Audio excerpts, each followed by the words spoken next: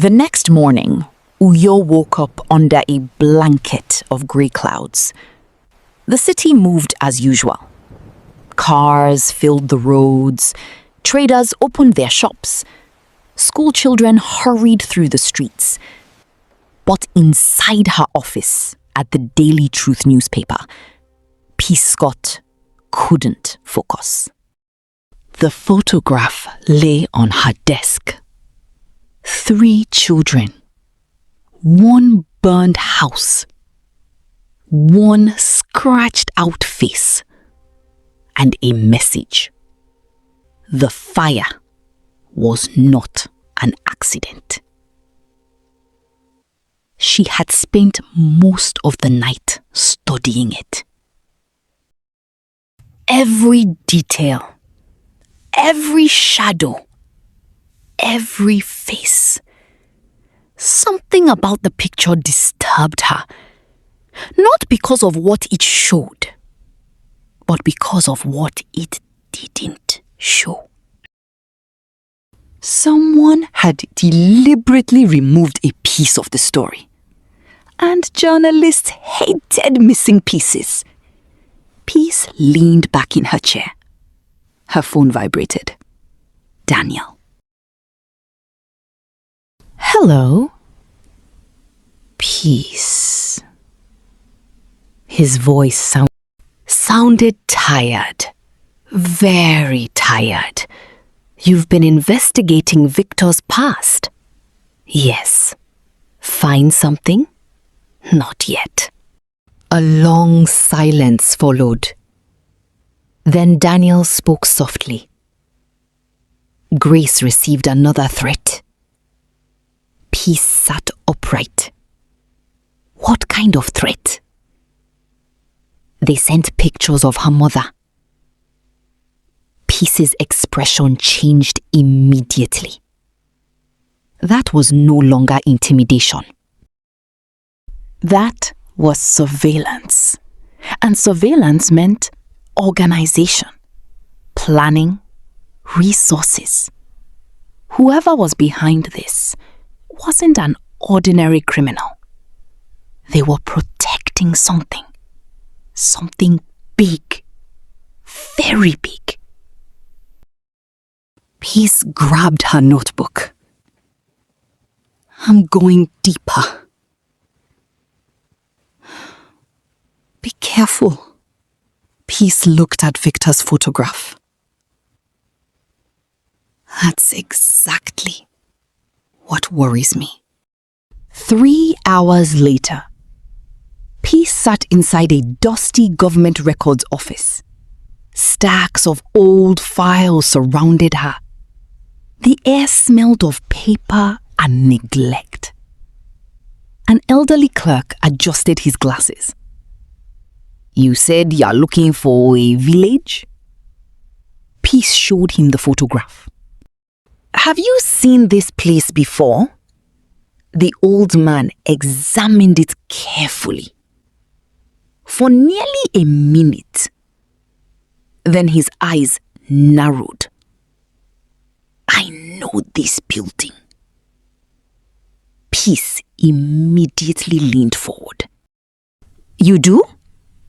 Maybe. Where? The old man scratched his head.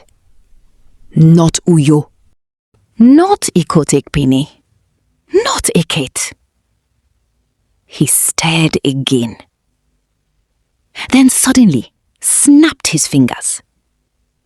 Abandoned village. Peace's pulse quickened. What village?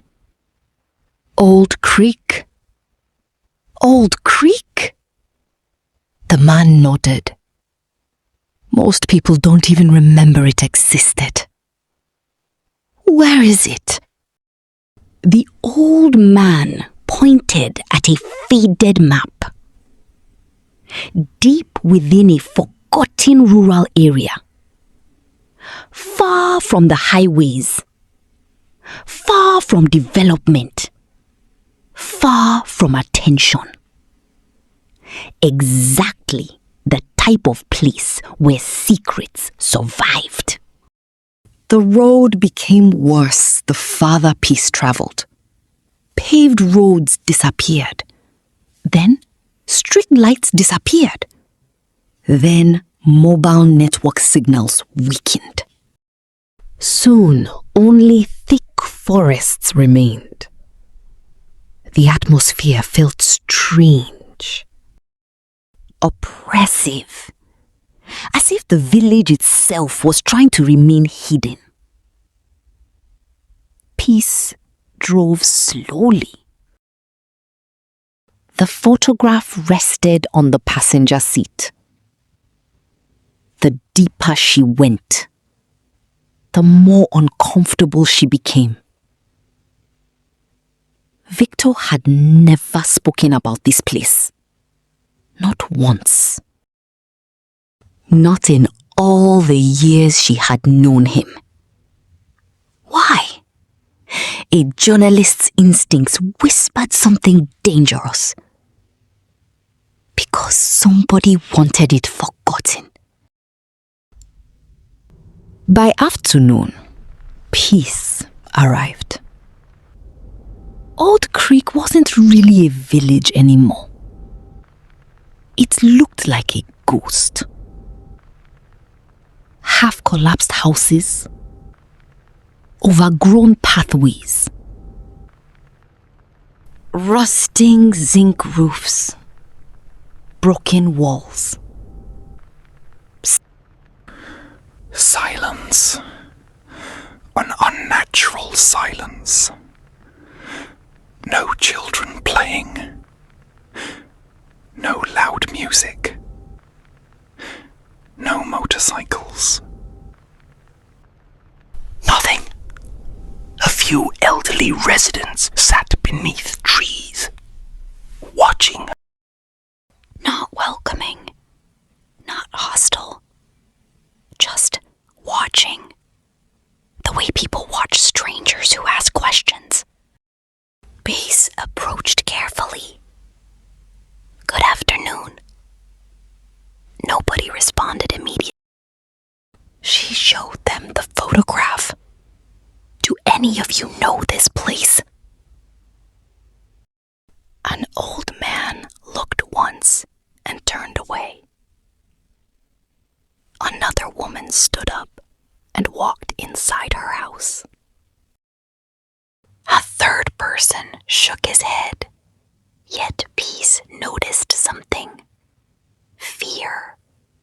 They recognized it. They simply didn't. I don't want to discuss it. The sun had begun sinking when Peace noticed a small house at the edge of the village. Unlike the others, somebody still lived there. Smoke rose gently from a kitchen behind it. She approached. An elderly woman sat outside. Her face carried the weight of many years. Peace smiled politely. Good evening, Mama. The woman nodded. Peace showed her the photograph. The reaction was immediate. The old woman's hands began shaking. Her breathing changed. Then tears rolled down her cheeks. Peace froze. The woman stared at Victor's face, not blinking, not speaking, simply crying. Deep, painful tears, the kind people cry when old wounds reopen. Peace lowered her voice. Mama? The woman whispered. He came back. Peace frowned. Who came back? The old woman looked around nervously, as if someone might be listening. Then she pointed at Victor's photograph. The boy who survived. Peace's heart nearly stopped. The boy who survived what? The woman swallowed. Her eyes filled with terror. The fire. A cold chill moved through Peace's body. What fire? The night they burned everything. Peace quickly opened her notebook. Who burned it? The woman looked terrified. They said nobody must talk. Who said that? The woman stared at her for several seconds, then whispered, "They are still watching." Peace leaned closer. "Mama, please, what happened that night?" The woman wiped her tears. The children were sleeping. Then the fire started. People screamed. Houses burnt. Some escaped. Many didn't. Peace's pulse raced. Victor survived? The woman nodded. One child survived. Peace looked at the photograph again. Victor? The old woman opened her mouth to answer. Then, a loud motorcycle engine exploded nearby. Vroom. Both women turned. A motorcycle sped toward the house. Fast. Too fast. The rider wore a helmet. Dark clothes. No visible face. The old woman's expression changed instantly. Pure fear. Not concern. Not surprise. Fear. The kind of fear created by old memories. She grabbed Peace's wrist. "You must leave." "What?" "You must leave now." "Mama, who is that?" The woman stood abruptly. "Go. But go." The urgency shocked Peace. The motorcycle stopped near the compound. The rider remained seated, watching, motionless, waiting. Peace looked between the rider. The moment Peace turned to